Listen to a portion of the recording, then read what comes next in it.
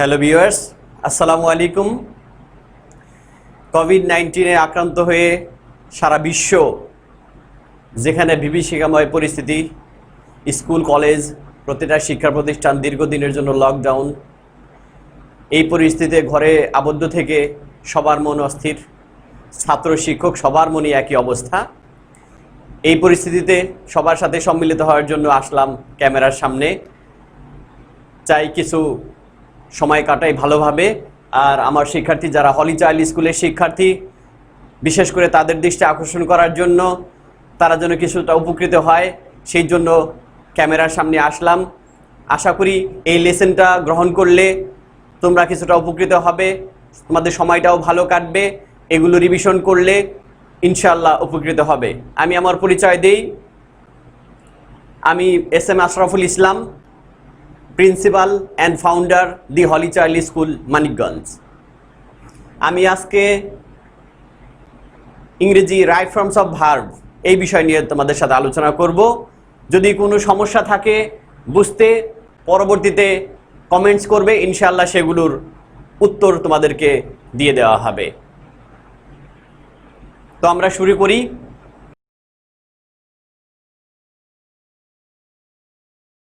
Right forms of verb পড়ার জন্য প্রথমে দরকার টেন্স, ভালোভাবে টেন্স জানা দরকার। কিন্তু আমরা এখানে টেন্সটাকে এমনভাবে উপস্থাপনা করব যাতে তোমাদের জন্য অল্প সময়ে সবগুলো কভার করতে পারো। যেমন আমরা দেখতে পারবো রাইট ফর্মস ভার্ব, ভার্বের কতগুলো ফর্ম লাগে, সেই ফর্মগুলো আমরা এখানে আইডেন্টিফাই করে নেই। আগে 1 নম্বর,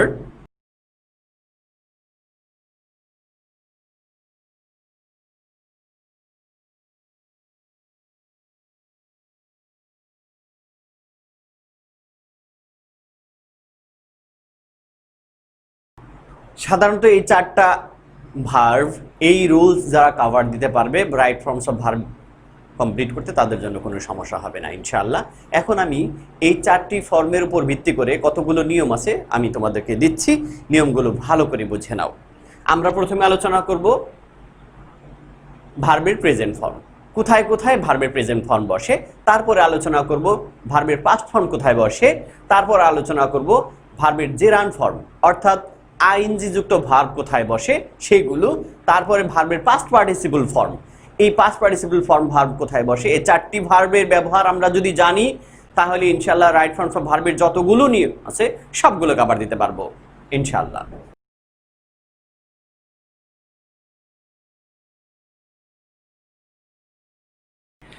এখানে আমরা লিখলাম শূন্যস্থানের আগে যদি to, in order to, do not, does not, did not থাকে তাহলে ওই শূন্যস্থানের ভার্বটা অবশ্যই প্রেজেন্ট ফর্ম হবে। আমরা এক্সাম্পল হিসেবে ব্যবহার করছি।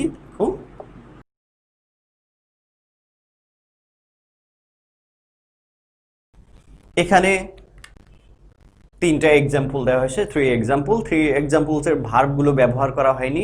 আমি এখানে টোকেন হিসাবে ভার্বগুলো দিচ্ছি।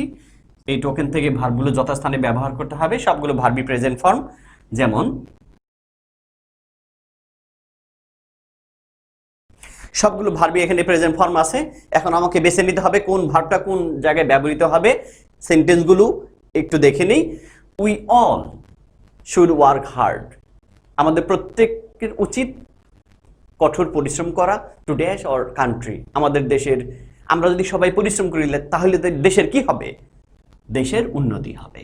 সো এই ভার্বটা এখানে হবে to develop our country. Next, we should plant trees more and more, আমাদের উচিত অনেক অনেক গাছপালা রোপণ করা। ইন অর্ডার টু, জন্য, কি জন্য? টু ড্যাশ আওয়ার এনভায়রনমেন্ট, আমাদের পরিবেশকে কি করার জন্য? যদি আমরা গাছপালা লাগাই তাহলে আমাদের পরিবেশটা সেভ হবে। এই যে ভার্বের প্রেজেন্ট ফর্ম সেভ, কেন এখানে সেভ হলো? ইন অর্ডার টু ব্যবহার করা হয়েছে, একটু খেয়াল করো। In order two.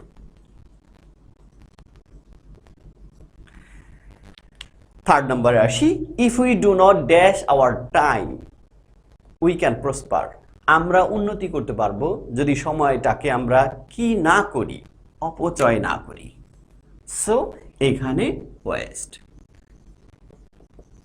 আমরা এটা কেন বুঝলাম?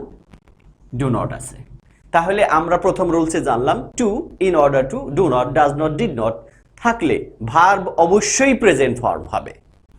Rule number 2।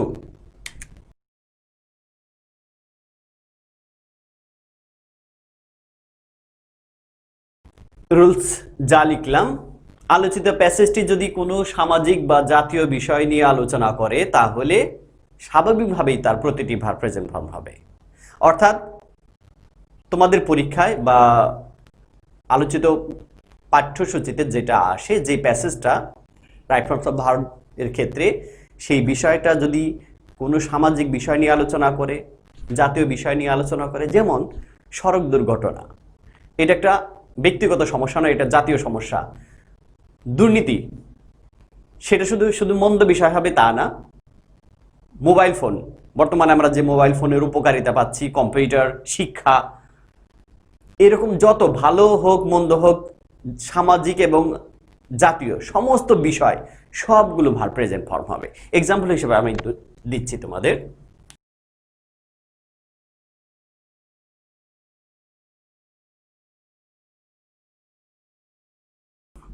এখানে আমরা দুইটা রুলস ব্যবহার করেছি এক্সাম্পল হিসাবে। দেখো এখানে পয়েন্টগুলো ভার্বেরগুলো ব্যবহার করিনি, আমরা ভার্বগুলো নিচে হিন্টস আকারে দিয়ে দিই, সেখান থেকে বেছে নাও। এখানে ভার্বগুলো হিন্টস আকারে দেওয়া হয়েছে। এখানে একটু বিষয় লক্ষ্য রাখতে হবে, যেখানে ভার্বের প্রেজেন্ট ফর্ম ব্যবহৃত হয় সেখানে আমরা আগে থেকেই জানি যদি subject third person singular number হয় সেক্ষেত্রে ভার্বের সাথে এস বাই ইএস যুক্ত হয়। এই জিনিসটি মাথায় রাখতে হবে। আমরা এখানে ব্যবহার করব, দেখো subject third person singular number education. যেই শব্দের শেষে সন যুক্ত আছে তা সবসময় নাউন, এবং এই সমস্ত নাউন সবসময় সিঙ্গুলার নাম্বার হয়। থার্ড পারসন সিঙ্গুলার নাম্বার, দেখো আমরা subject third person singular number হওয়াতে এখানে যে ভার্বটা হবে অবশ্যই সেটা প্রেজেন্ট ফর্ম ব্যবহার হবে। আর কেন প্রেজেন্ট ফর্ম হবে এটা মাথায় রাখতে হবে যে শিক্ষা, শিক্ষা আমাদের একটা জাতীয় বিষয়, আন্তর্জাতিক বিষয়, কারো ব্যক্তিগত বিষয় নয়। এই যত ব্যক্তিগত বিষয় ছাড়া আছে সবগুলো প্রেজেন্ট ফর্ম হবে। হ্যাঁ, কেউ প্রশ্ন করতে পারো যে রোড অ্যাক্সিডেন্ট যদি গতকাল ঘটে থাকে সেটা একটা নির্দিষ্ট ঘটনা, কোনো নির্দিষ্ট ঘটনা ছাড়া সব প্রেজেন্ট ফর্ম। এখানে দেখো শিক্ষা আমাদের দেহ এবং মনের উন্নতি সাধন করে। উন্নতি সাধন করা বলতে এখানে ডেভেলপ, আমরা এই ভার্বটা ব্যবহার করতে পারি এখানে। এটা থার্ড পারসন সিঙ্গুলার নাম্বার, সেই জন্য ভার্বের সাথে একটা এস হবে। Education develops our body and mind. It also dash our outlook and helps. এখন তোমরা এখানে খেয়াল করো, এই রকম প্যাসেজে নিশ্চয়ই কোথাও ভার্ব দেওয়া আছে যেখানে ভার্বের সাথে এস ব্যবহার করা হয়েছে। তোমাদের এই ভার্বটা দেখেও তোমাদের খেয়াল রাখতে হবে যে এখানে যেহেতু ভার্বের সাথে এস ব্যবহার করা হয়েছে তার মানে আমি অন্য ভার্বটাও এস ব্যবহার করব। It also dash our Outlook. Outlook মানে দৃষ্টিভঙ্গি। একজন শিক্ষিত মানুষের দৃষ্টিভঙ্গি আর একজন অশিক্ষিত মানুষের দৃষ্টিভঙ্গি নিশ্চয়ই আলাদা, একটু উন্নত হয়। এই জন্য শিক্ষা আমাদের এই দৃষ্টিভঙ্গিগুলোকে পরিবর্তন করা, চেঞ্জ। সো এইখানে আমরা এখানেও ভার্বের সাথে এস ব্যবহার করব। It also changes our outlook and helps to adjust with the new society. আমরা যে কোনো নতুন সমাজে যাই, আমাদের ভিতরে যদি শিক্ষা থাকে তাহলে যে কোনো মানুষের সাথে আমরা অ্যাডজাস্ট করে নিতে পারবো, নিজেদেরকে খাপ খেয়ে নিতে পারবো। সেকেন্ড নম্বরে আসি, রোড অ্যাক্সিডেন্ট। রোড অ্যাক্সিডেন্ট নাও এ গ্লোবাল প্রবলেম। যদি কোনো সাবজেক্টের পরে মূল ভার্ব না থাকে সেই ক্ষেত্রে আমরা বি ভার্বকে মূল ভার্ব হিসেবে ব্যবহার করব। যেহেতু প্রেজেন্ট ফর্ম তাহলে বির প্রেজেন্ট ফর্ম হচ্ছে এম ইজ আর, এইখানে আমরা ব্যবহার করব ইজ। আচ্ছা, road accident is now a regular factor in Bangladesh. We have, এখানে have present form. We have traffic rules বা ট্রাফিক লস, আমাদের ট্রাফিক নিয়ম কানুন আছে। But the drivers and the general mass, গাড়ির চালক এবং আমরা যারা জনসাধারণ আছি do not dash the rules, এই নিয়মগুলো ফলো করছি না, তাহলে এখানে আসবে ফলো। এখানে কেন এস হলো না, এস বাই এস যুক্ত হলো না কেন? যদি কোনো রুলসে পড়ে তাহলে সেখানে এস বাই এস যুক্ত করার প্রয়োজন নেই। আচ্ছা, রুল 3,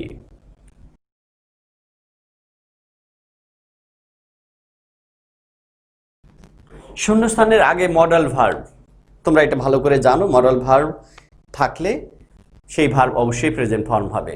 এখন মডাল ভার্বগুলো যদি আমি লিখে দিতে পারি, লিখে দিই। শূন্যস্থানের আগে মডাল ভার্ব যদি শ্যাল, শুড, ক্যান, কুড এগুলো থাকে, এগুলো তোমরা আগে থেকেই জানো। এগুলো থাকলে অবশ্যই ভার্ব প্রেজেন্ট ফর্ম হবে, এটা ব্যবহার করতে হবে। এটা আমি এক্সাম্পল হিসাবে দিচ্ছি ভালো করে বোঝানোর জন্য। এখানে আমরা কতগুলো ভার্ব ব্যবহার করেছি একটু খেয়াল করো। ভার্বগুলো আমরা নিচে পয়েন্ট আকারে দিচ্ছি, এখান থেকে খুঁজে নাও কোন ভার্বগুলো কোথায় ব্যবহার করবে। খেয়াল করো টোটাল রুলসের দিকে।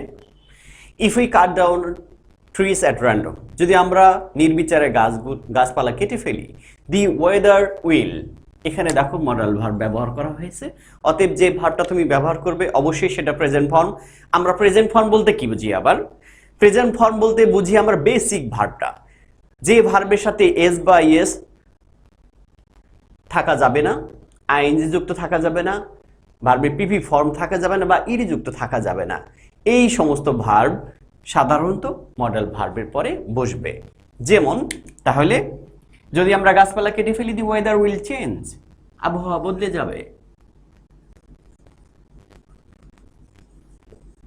The weather will change. Then natural calamities will, natural calamities will dash our country every year.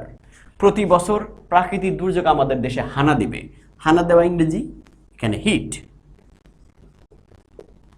Hit our country every year, প্রতি বছর হানা দেবে। and we have, এইখানে একটু ব্যবহৃত হবে, একটু খেয়াল করো। and we have to dash more, যদি প্রাকৃতিক দুর্যোগ আমাদের দেশে হানা দেয় তাহলে অবশ্যই সেটা আমাদের জন্য কল্যাণকর নয়, বরং আমাদের জন্য দুর্ভোগের শিকার হতে হবে। তাহলে উই হ্যাভ টু, আমি আগেই বলেছি যে এখানে টু থাকবে শূন্যস্থানের আগে অবশ্যই ভার্ব প্রেজেন্ট ফর্ম হবে। তাহলে we have to suffer,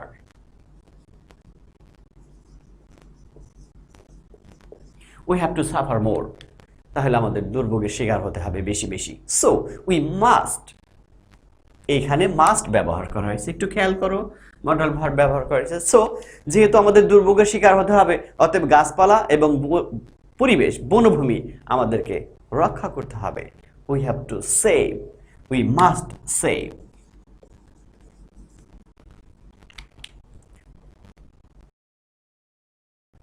rules 4, শূন্যস্থানের আগে unless, would better, would rather verb present form হবে। আমরা এক্সাম্পল হিসাবে দেখি। এক্সাম্পল হিসেবে আমরা দেখতে পাচ্ছি, দেখো যদি আনলেস ব্যবহার করা হয় তাহলে আনলেসের পরে অবশ্যই ভার্বটা প্রেজেন্ট ফর্ম হবে।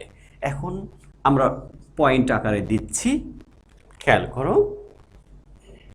Unless you dash hard, unless you work hard, যদি তুমি পরিশ্রম না করো। আনলেস মিন্স যদি না, নেগেটিভ সেন্সে হয়।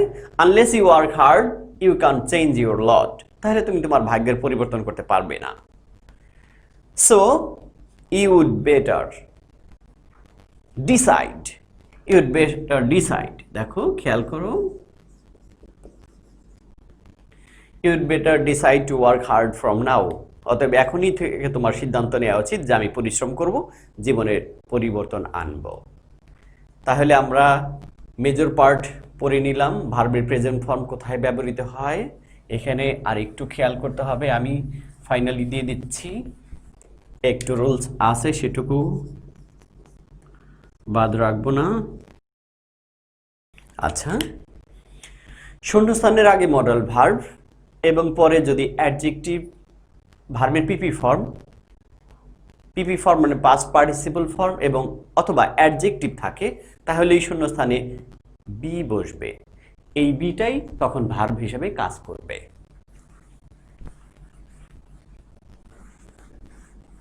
আমি এক্সাম্পল দিয়ে বুঝিয়ে দিচ্ছি তোমাদের। আমি একটু চেঞ্জ আনি, বোঝানোর স্বার্থে একটু পরিবর্তন আনি, বোঝানোর স্বার্থে একটু ওই সেন্টেন্সটাকে পরিবর্তন আনলাম। সেন্টেন্সটা ছিল life is more valuable then time, আমরা ওইটাকে পরিবর্তন করে একটু ভেঙে দিলাম বোঝানোর জন্য।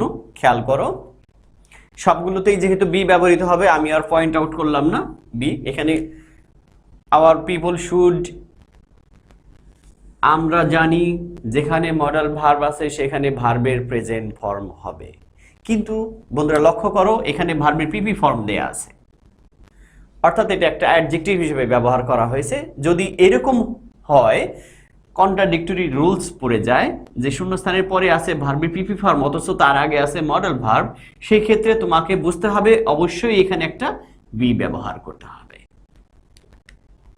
Second, hour people must careful.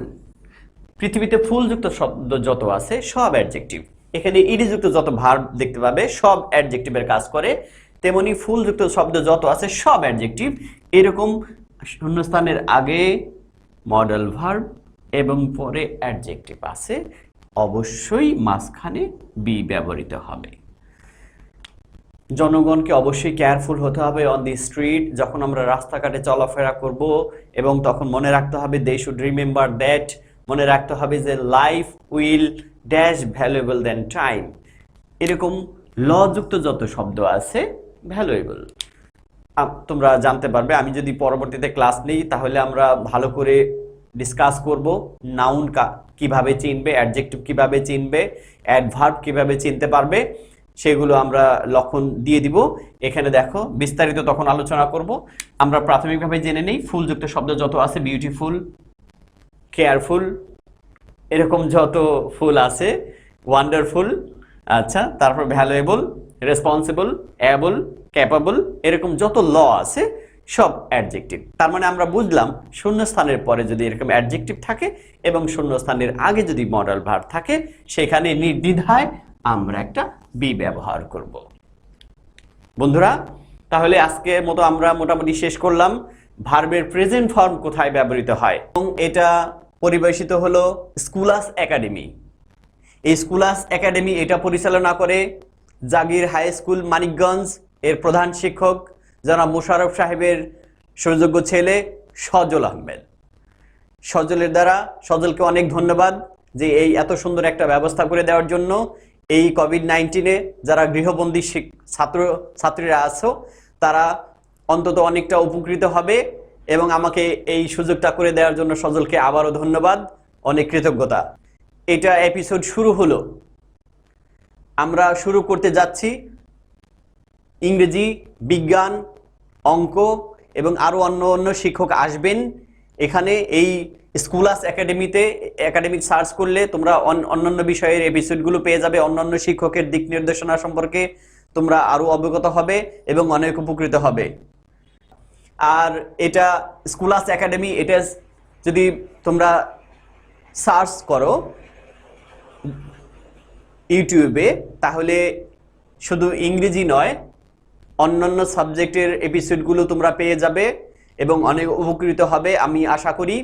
আবারও ধন্যবাদ জানাই সজলকে, এবং ধন্যবাদ জানাই দ্য হলি চাইল্ড স্কুল মানিকগঞ্জের সকল শিক্ষার্থীদেরকে।